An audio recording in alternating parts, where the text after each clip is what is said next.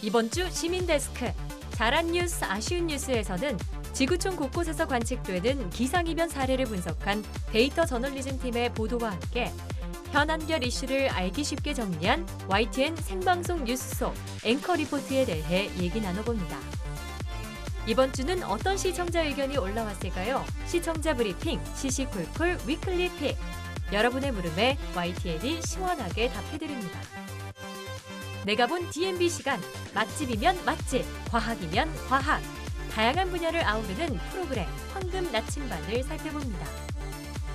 전격 인터뷰 취재 후 이슈의 중심엔 언제나 YTN이 있습니다. 집중호우 피해 지역을 다녀온 사회부 김우준 기자를 만나봅니다.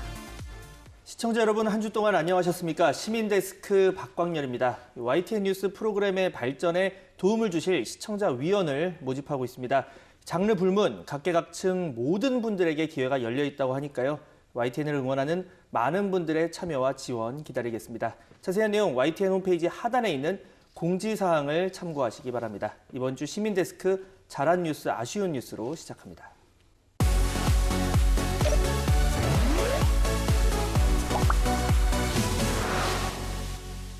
네, 오늘 함께 이야기 나눌 분들 소개해드리겠습니다. 경희대 소통문화연구소 김은정 책임연구원, 이예수 시청자평가원, 그리고 권영희 YTN 해설위원 나오셨습니다.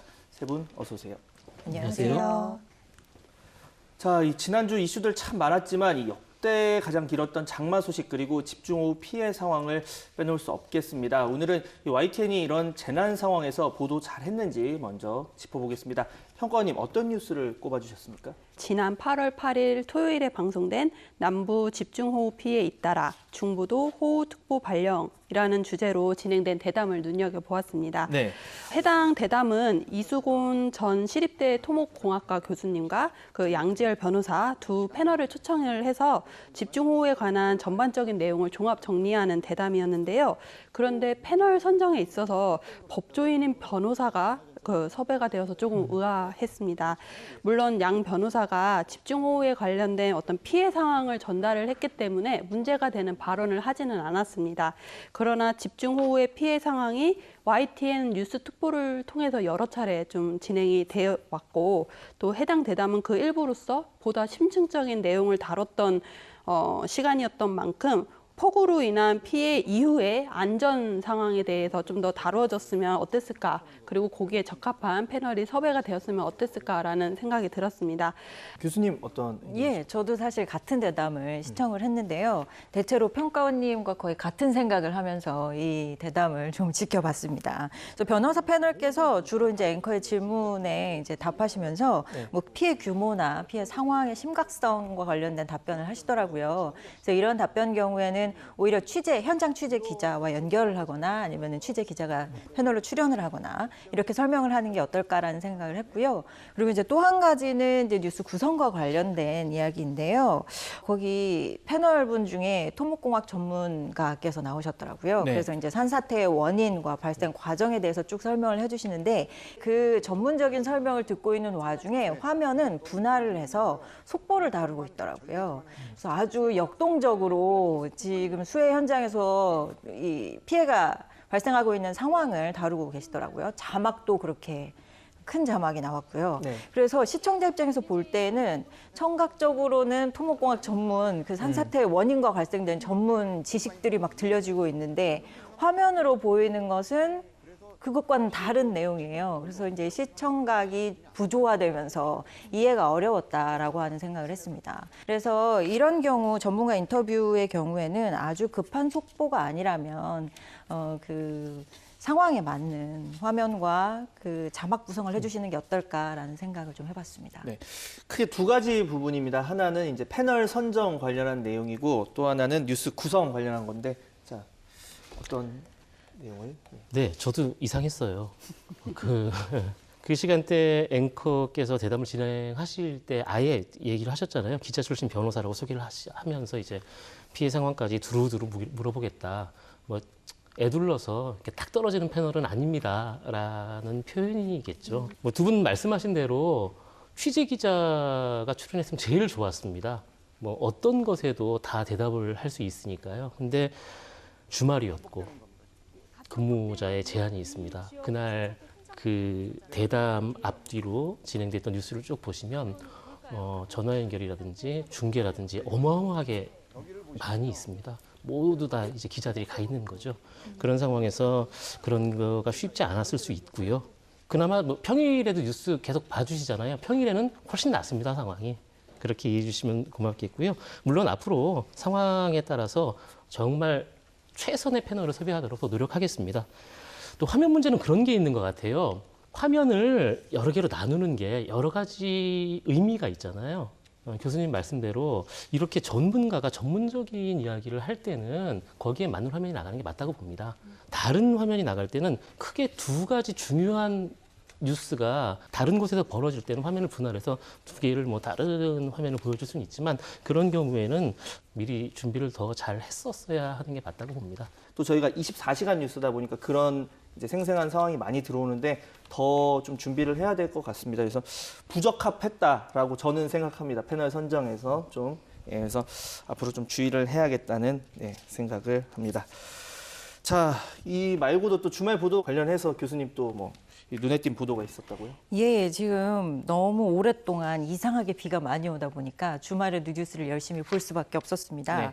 그 중에서도 지난 8월 8일 토요일에 방송된 기상이변 속출, 지구촌 산불 사태, 북극 얼음 감소 편을 저는 굉장히 유익하게 봤습니다.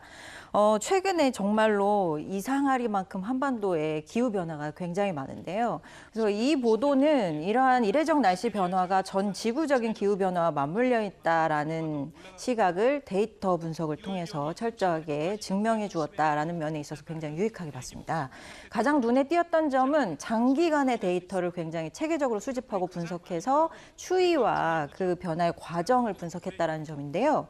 그래서 결국 국내 강수량 변화나 산불이 지속적으로 발생되고 있는 현상이나 해빙이 계속해서 줄어들고 있는 이런 모든 현상이 지구 온난화와 관련이 있는 것이고 이것을 통계 자료와 여러 가지 데이터 분석을 통해서 가시적으로 보여주셨다라는 면에 있어서 간접적으로 이 심각성을 느끼게 해주셨다는 거죠. 그래서 그런 면에 있어서 굉장히 좋은 보도로 봤습니다. 방금 말씀에서 좀 공감 가는 게 저희가 어릴 때는 막 스프레이 쓰지 말아라. 오존층 구멍 뚫린다 하면서 되게 지구 온난화에 대해서 저는 2020년 되면 지구가 망할 줄 알았어요. 어릴 때 너무 교육을 그렇게 많이 받았으니까 그래서 막 환경 콘서트도 하고 막 이래서 되게 관심이 있었다면 오히려 요즘은 좀 그런 지구 온난화 이런 뉴스를 너무 많이 봐서 그런지 좀 둔감한 측면이 있었는데 맞습니다. 네. 이번 그 데이터 저널리즘 팀 보도를 보니까 조금 그런 면에서 저희 깨우치게 하는 그런 게 좀 있었던 것 같아요. 맞습니다. 좋은 보도죠. 빅데이터를 분석해야만 가능한 기사 아니겠습니까? 특히 뭐 날씨나 기후 이런 기사를 쓰다 보면 대체로 이제 각국의 기상청 아니면 최신의 뭐 관련 연구소들의 보도 자료나 뭐 외신 보도 이런 것들에 의존하기 마련인데 독특하죠. 미 항공우주국 나사의 공공 데이터를 이용하고 있습니다. 지표면의 온도, 산불 데이터, 북극 해빙 자료 같은 지금까지는 잘 활용하지 않았던 기후와 관련한 많은 데이터들을 기반으로 다채롭고 재미있게 구성을 해서 아주 재미있게 봤고요. 이런 기상 이변들을 종합적으로 연결시켜서 실증적으로 현실을 딱 보여주는 좋은 기사였다고 생각이 됩니다. 저 지금 뭐 방금 얘기하신 거에서 공공 데이터 활용한 이제 네. 기사들 저희가 더 좀 그러니까 사실 저희가 취재원에 의존하거나 누구의 입을 빌려서만 쓸 수 있는 기사가 아니라 이런 게 있는 자료를 잘 분석하면 나올 수 있는 그런 기사잖아요. 네, 요즘 그렇습니다. 시청자분들도 많이 원하는 이런 뉴스 흐름인 것 같고 앞으로 더 좀 신경을 쓰도록 하겠습니다. 자, 이번에는 평가원님 지난주 이 YTN 앵커 리포트 중에서 좀 뭐 눈에 띄는 뉴스가 있다고 하시는데 어떤 내용입니까? 제가 이번 주에 주목한 앵커 리포트를 몇 가지 꼽아봤는데요. 먼저 기자들의 순환시대 가짜 뉴스의 줄소송이라는 안기령 앵커의 리포트와 네. 병상욱 앵커의 언론의 부동산 부도는 왜 오락가락하는가라는 리포트가 인상 깊었습니다. 최근 언론사 간 속보나 단독 보도에 대한 경쟁들, 그리고 취재 활동의 문제점, 가짜 뉴스와 오보의 남발, 신문 방송의 관행의 문제점을 요목조목 짚어주었습니다. 최근에 뉴스 채널도 많아지고 또 정보를 접할 수 있는 미디어도 많아지면서 저널리즘이 도전을 받고 있는 상황입니다. 기성 언론과 기자들의 신뢰도도 하락을 해서 저널리즘의 새로운 방향이 요구되고 있는 상황인데요. 이와 관련된 여론을 정리를 하고 또 언론인 스스로가 그 문제점을 짚어본다는 것은 사실은 쉽지 않고 또 때로는 용기가 좀 필요한 일입니다. 그런데 두 앵커가 방송 언론사의 보도 문제점에 대해서 분석을 하고 또 언론인들의 어떤 자성이 필요하다는 내용을 좀 당부해서 유의미한 시도로 보았습니다. 네, 이 부분 관련해서 뭐 교수님 뭐 짧게 하고 싶은 얘기 있으십니까? 저도 이제 이 리포트를 네. 나중에 챙겨서 봤는데요.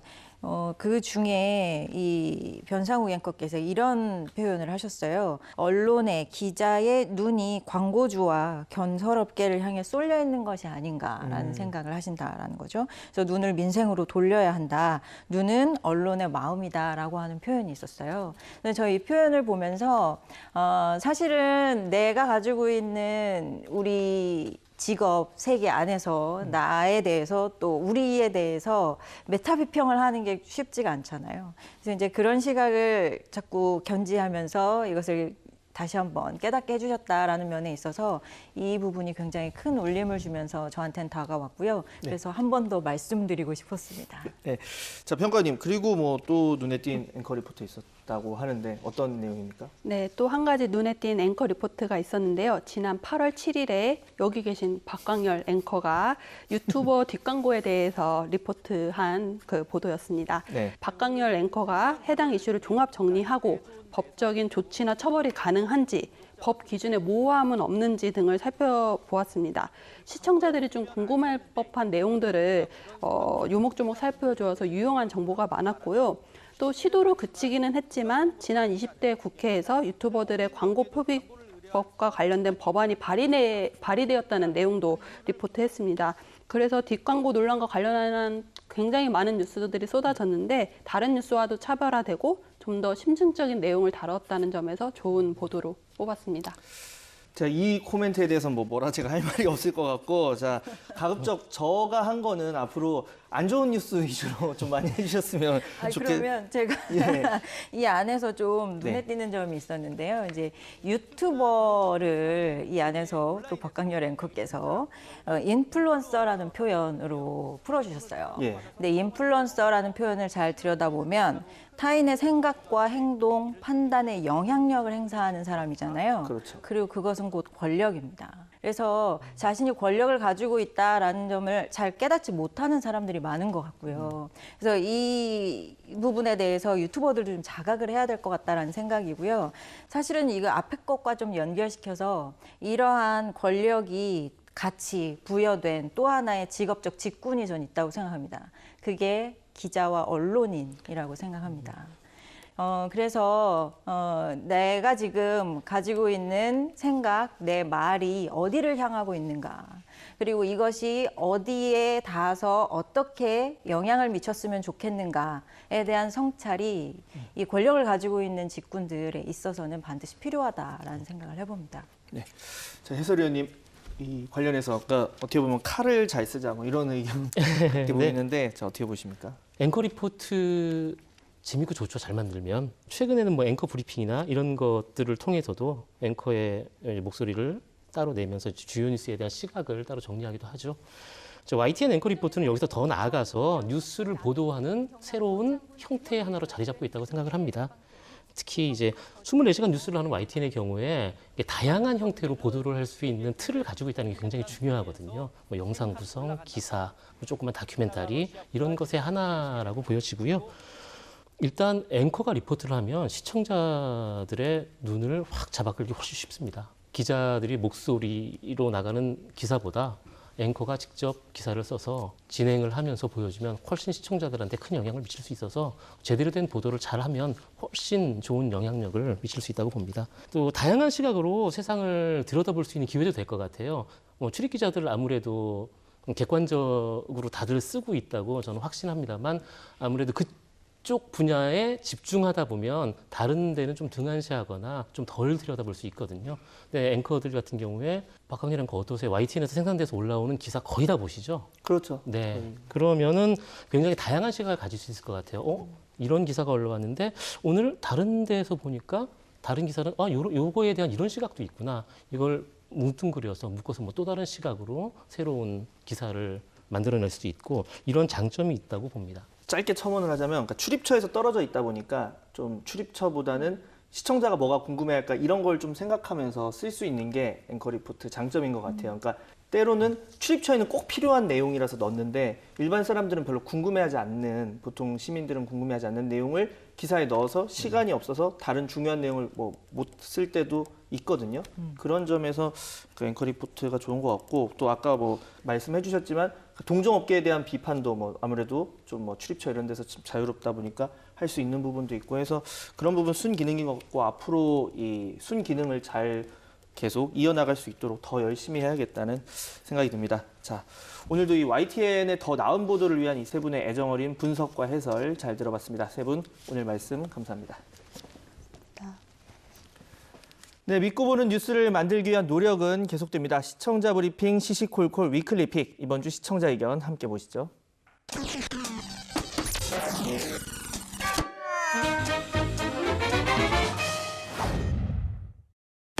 집중호우로 인한 피해와 기상특보로 YTN 뉴스 특보가 이어지고 있습니다. 관련 뉴스에 대한 시청자 전화 의견 듣겠습니다. 최은장 앵커가 선박이 3대가 넘어졌다고 하는데 배는 한 척, 두 척으로 세어야 하는데 이것은 3척이 전복됐다고 방송을 해야 맞습니다. 지성 집단이 모인 방송국에서는 있을 수 없는 힘이 부끄럽습니다. 이상입니다. 방송 중에 중장비를 칭할 때 계속 포크레인 하는데 굴삭기를 겠는데 왜 기자분이 포크레인 하더라고요. 포크레인은 오늘 상표, 중장비 상표 이름입니다. 포클레인은 중장비를 만드는 회사 이름입니다. 그래서 국립국어원은 굴착기로 순화해서 쓸 것을 권장하고 있습니다.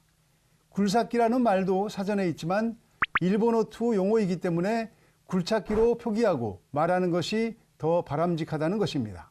재난 상황에서 실시간으로 모든 것을 완벽하게 전하는 것은 쉽지는 않겠지만 바르고 정확한 용어를 사용하도록 한 번 더 생각하고 확인하며 뉴스의 격을 높여가겠습니다.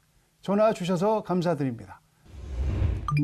YTN은 이번 호우특보 상황처럼 재난이 발생하면 온종일 긴박한 현장 연결로 방송을 이어갑니다. 연일 생방송을 하다 보니 실수가 따르기도 하는데 지명과 관련된 지적이 많았습니다. 그 자막이 보면은 경남 고창군 고제면으로 나오는데 경남 고창군 고제면으로 정정을 하셔야 될 것 같습니다. 시청자께서 말씀하신 대로 고제면은 고창이 아닌 거창에 있습니다. 출연 기자가 전국 곳곳에서 보내주신 제보 화면을 설명하는 과정에서 헷갈려 잘못 말했습니다. 들이 아주 많이 들어왔는데요. 이 경남 고창군의 모습을 영상을 먼저 보면서 좀 얘기를 나누시겠습니다. 이곳이 거창군 고제면 항림마을입니다. 어제 낮까지만 해도 기자는 처음에 고창이라고 했다가 바로 거창이라고 다시 읽었지만 자막은 전라북도에 있는 고창군으로 잘못 나갔습니다. 다른 사례도 알아보겠습니다. 익산시를 갖다가 전남 익산시라고 하고 순창을 전남 순창이라고 하고 그런 식으로 뉴스를 하는 사람들이 어디가 있습니까? 전화로 말씀하신 것처럼 익산과 순창은 모두 전라남도가 아닌 전라북도에 있습니다. 홈페이지 인터넷 게시판에도 비슷한 글들이 올라와 있습니다. YTN은 시청자 여러분께서 지적해 주신 지역명 오류와 관련해서 동영상을 수정하거나 삭제했습니다. 아무리 상황이 급하다 하더라도 이 같은 실수를 저지르지 않도록 앞으로 더욱 주의를 기울이도록 하겠습니다. 특히 해당 지역에 살고 계신 주민들에게 사과드립니다. 지금까지 시청자 브리핑 시시콜콜이었습니다.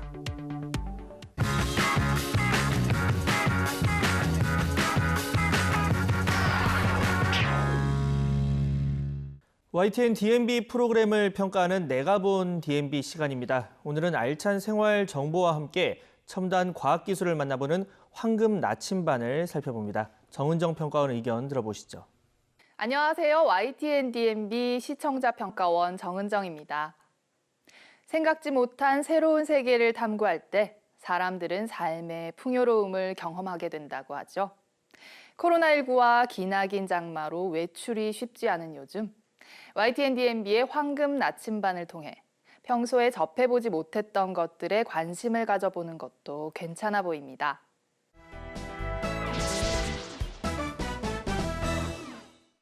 맛과 즐거움을 동시에 즐기는 반전 맛집. 그리고 기술자들, 과학 다반사 세 코너로 구성된 지난 황금 나침반은 다양한 분야를 아우르는 내용들로 알차게 채워졌습니다. 평범한 식당은 가라. 이젠 독특한 개성이 주목받는 시대. 예상치 못한 반전 매력으로 소문난 맛집이 된 곳들.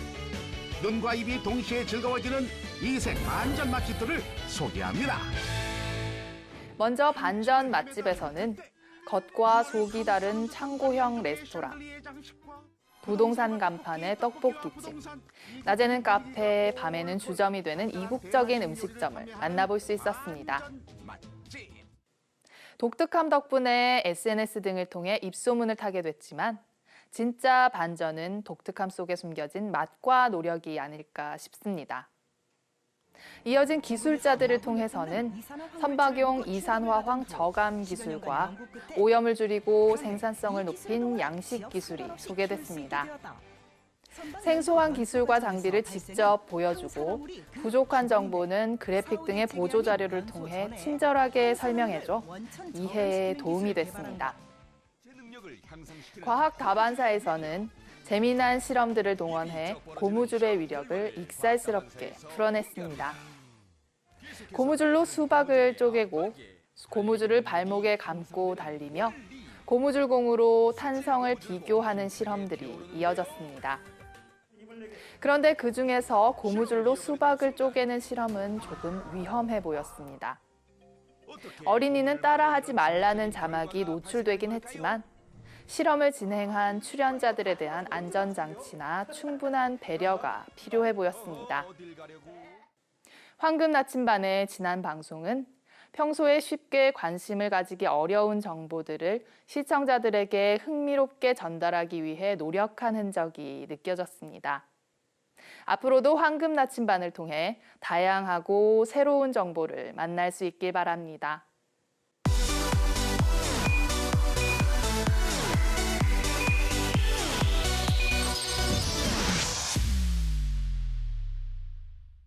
YTN 생중계 속 처참한 집중호우 피해 상황을 보시고 많은 분들이 놀라셨을 겁니다. 전격 인터뷰 취재 후 시간, 오늘은 폭우가 휩쓸고 간 수해 현장을 직접 다녀온 사회부 김우준 기자를 만나봅니다. 지금 함께 보시죠. 여러분 안녕하세요. 아나운서 황보혜경입니다. 최근 기록적인 폭우로 인한 전국 각지 피해 상황 YTN이 상세하게 전해드렸는데요. 오늘은 폭우 현장에서 고군분투하며 현장 상황을 상세하게 전한 사회부 김우준 기자와 함께합니다.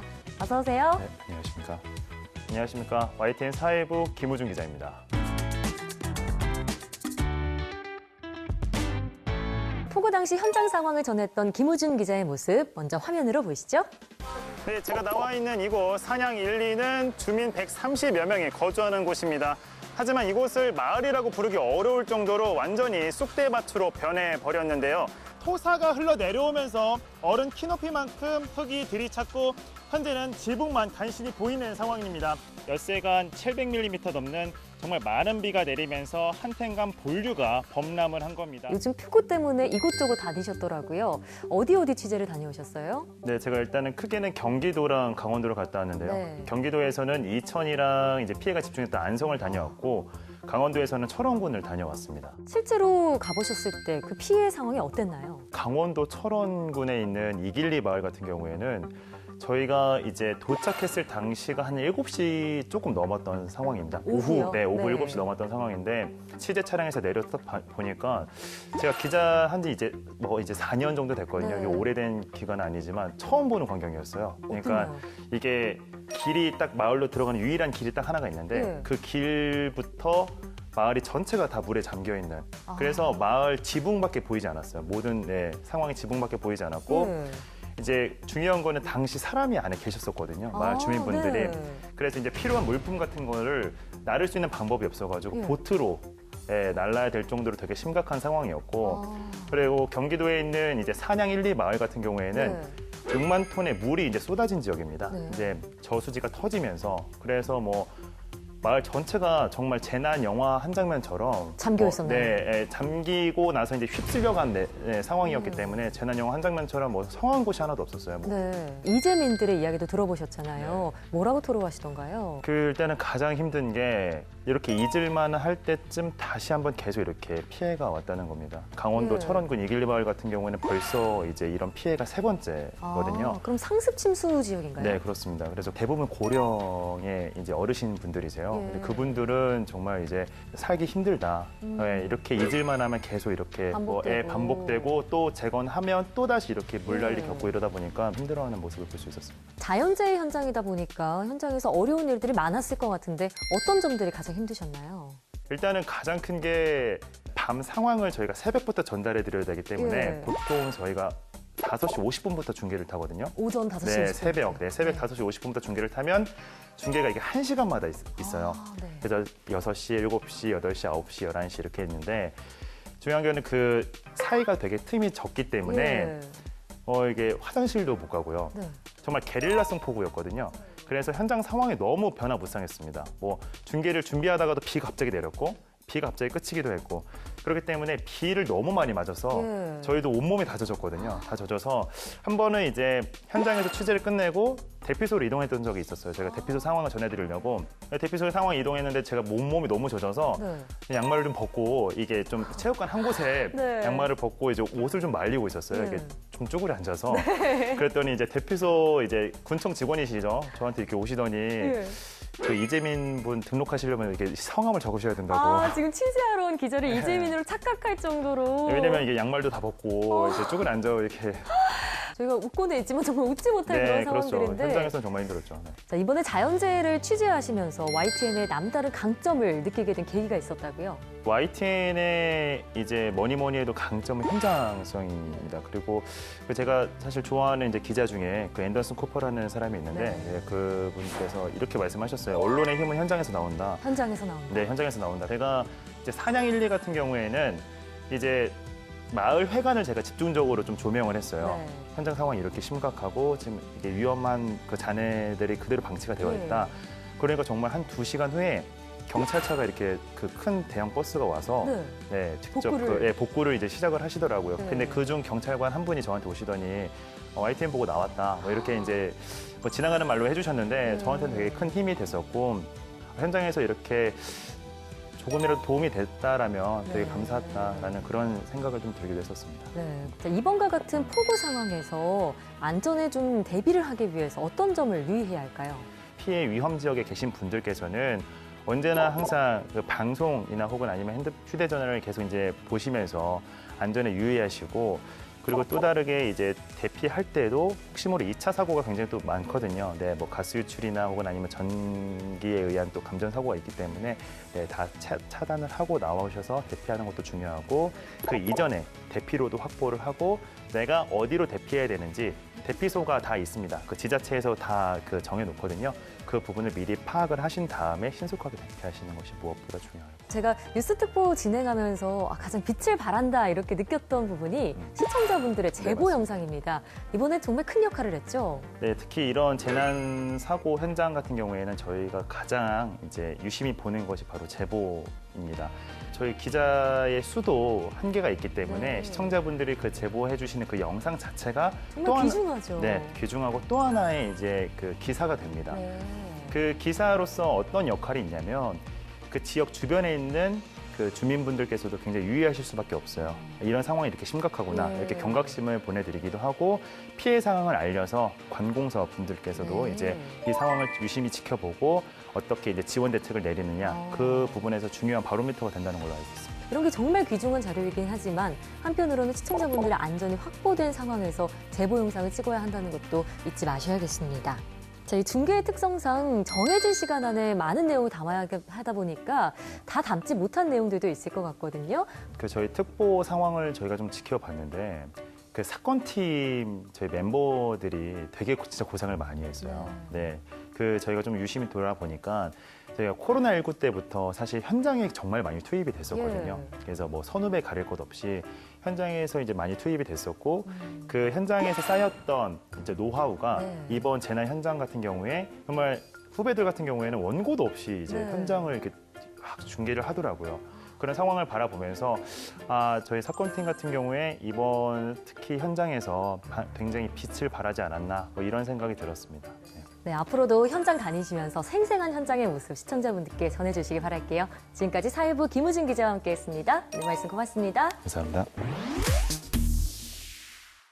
전격 인터뷰 취재 후 오늘 저희가 준비한 소식은 여기까지입니다. 다음 시간에도 방송에 다 담기지 못한 취재 뒷이야기들 생생하게 전해드릴 테니까요. 많은 기대 부탁드릴게요. 그럼 다음 시간에 만나요. 항상 말씀드리지만 시민데스크는 시청자와 함께 만들어갑니다. 보도와 프로그램에 관한 여러 가지 의견들 시청자센터 홈페이지 게시판에 남겨주시고요. 저는 다음 주 더 알찬 소식으로 돌아오겠습니다. 함께해 주신 여러분 감사합니다.